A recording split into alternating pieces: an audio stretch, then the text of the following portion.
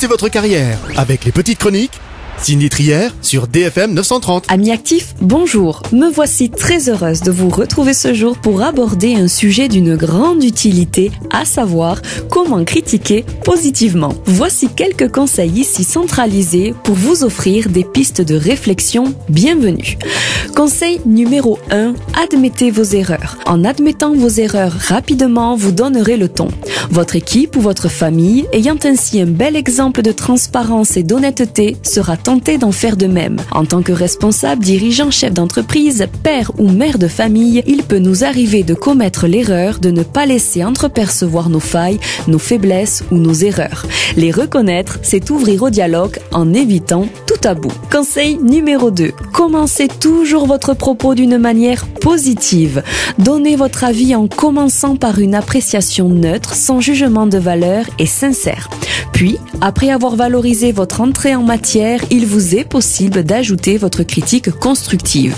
Mais terminez systématiquement en suivant par une note positive et vous ouvrirez la porte à un échange porteur. C'est la règle incontournable du plus, moins, plus. Conseil numéro 3. Faites de l'erreur quelque chose de facile à rectifier. Plutôt que de pointer du doigt une erreur et de vous arrêter à cette dernière, soulignez en amont l'agilité de votre interlocuteur en lui mentionnant que vous l'avez déjà vu par le passé être capable de corriger rapidement ses erreurs. Précisez que vous êtes confiant en ses capacités et rappelez-lui qu'il n'hésite pas à venir vous voir s'il a une question ou un besoin de soutien quelconque. Conseil numéro 4, félicitez le moindre avancement.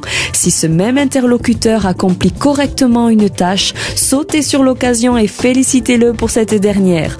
Encouragez vos employés, amis, collaborateurs, partenaires, enfants en évaluant positivement leur travail. Vous voici désormais armés, chers amis actifs, pour honorer les préceptes propres à la communication bienveillante.